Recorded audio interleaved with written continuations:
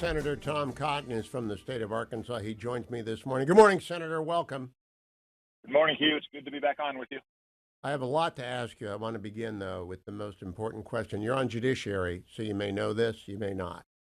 Why was Springfield, Ohio, chosen to receive the massive influx of refugees, immigrants, legal and illegal, from Haiti? So, Hugh, as best I can tell, it wasn't a single massive flow of Haitian migrants. What you have is a situation where the incompetence and the ideology of the Biden-Harris administration conspired with what appears to be the ambitions or interests of some local business owners and city planners and economic developers in Springfield. So the Biden administration keeps granting what's called temporary protected status to Haitians because of the earthquake at first and political instability. I mean, like you, if we're going to give legalized status to Haitians because of political instability in Haiti, we might as well just bring every single one there, because that's been the defining status of Haiti for 200 years. So that's the first issue. That's why there's so many Haitians in the country right now. And then second, as best I can tell, you had business owners, Chamber of Commerce types in Springfield who wanted more workers there, realized that this Biden-Harris decision to grant temporary protected status means that there's a large pool of migrant workers who are temporarily in legal status, and therefore they could bring them there and pay them less than local workers. And once that happens, Hugh, as you see in immigrant communities all around our country, the word gets out pretty quickly. And they may have even been recruiting in Haitian communities in, say, New York and Miami. So it very rapidly got to the point where you had 20,000 Haitians there. And I've seen the quotes from, Chamber of Commerce types or business owners who are very happy that they now have this huge new workforce and it depresses wages and bargaining power for local workers. But what does that do for everyone else, Hugh? What if you're a guy that was working in a factory and your wife was a school teacher? What does that mean for you? It doesn't do anything for you. It means your kid's school spent $400,000 on Haitian Creole translation services, money that could have been spent on cheerleader uniforms or band equipment or a new playground for the elementary school or more money for reduced lunches. And if your kid breaks his arm, you take him to the emergency room and you wait 3 hours as opposed to 20 minutes. And you have to worry about the safety of your family driving on the streets.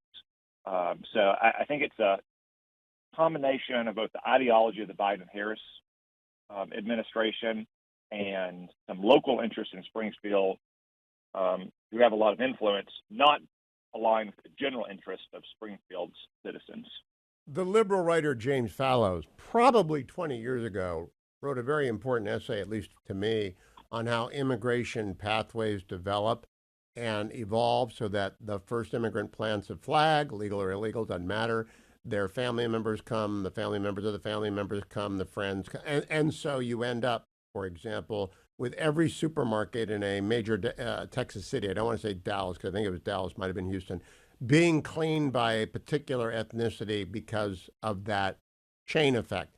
But I was wondering at the beginning, was there any flight of Haitians to Springfield? Was there any federal government pointing to Springfield?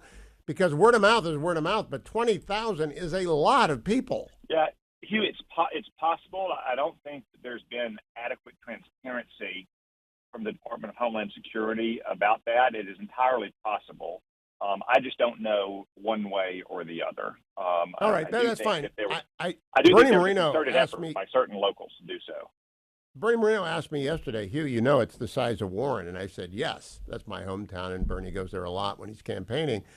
And I said, we couldn't absorb 20,000 Canadians. It's a mind-boggling number. And everybody's focused on the wrong thing. I don't know if Donald Trump purposely used his illustration to draw attention to Springfield, but I didn't know about it till the debate. And now I'm just astonished. Second thing in the debate, Kamala Harris stated unequivocally, and I don't believe it was in response to a question, she stated that there were no American troops in a combat zone. You are a veteran of combat. You are a veteran of combat zones, both in Iraq and Afghanistan. First, you're on armed services as well and intel. Do we have any American military in combat zones? Yeah, I thought Kamala Harris' statement would come as quite a surprise to all those soldiers we have still in Iraq and Syria who are getting shot at and mortared and have drones and rockets sent their way by Iran's terrorists in the region, or maybe all those sailors who are floating around like sitting ducks in the Red Sea as rebels and outlaws in Yemen, armed by Iran, keep shooting at them. Quite a surprise to all of those brave troops we have that we apparently don't have any troops in combat zones anywhere around the world. Does that, to me, it's just disqualifying. Either she lied because they're giving combat service ribbons to the naval forces serving in that area under fire from the Houthis, and either she lied or she's just ignorant. It goes always possibly both with her, Hugh, knowing her as I do from her time in the Senate. I think it showed just a lack of seriousness and lack of preparation to be the commander-in-chief. And it's not like she's unfamiliar with this. I mean, she is, the number two in the administration. She's not the commander-in-chief, but she has to be prepared at a moment's notice to become the commander-in-chief. And again, I don't expect the president or the vice president to get a troop laydown of troops we have everywhere. We have troops in the world every morning, like the Secretary of Defense or the chairman of the Joint Chiefs might get, or like, commanders down to the company level get in the military. But to believe or assert or lie or whatever it was that we don't have troops in combat right now who are potentially being shot at any given moment, again, just shows a lack of preparation and seriousness about her role as commander-in-chief. Now, Senator, I want to turn to the second assassination attempt on Sunday. I have known Secret Service agents since I went to work for Richard Nixon in the fall of 1978, wet behind the ears right out of college. Wonderful men, they were all men at that time, who would lay down their life for RN and every protectee since. So I'm not critiquing individual Secret Service agent, but it was a failure that he got that close, that the shot didn't, the Secret Service agent who shot at him did not hit him, and he got away. That's really the biggest error. I don't know that a handgun can hit someone from whatever distance the agent was at, but they deterred the attack. Nevertheless, long gun within 600 yards of a president, not supposed to happen. Perimeter not established. Would-be killer gets away. What's your assessment of the Secret Service right now? Hugh, I joined President Trump in commending the very skilled, brave men and women on his security detail who apparently followed their standard operating procedure and executed it to a T. I think it raises extremely troubling questions, though, about Secret Service leadership and how they let the detail be so minimally resourced. They've acknowledged now that President Trump doesn't have the same level of security as Joe Biden, the sitting president. And understandably, we want the sitting president in the chain of command and with the nuclear football to have the highest level of security.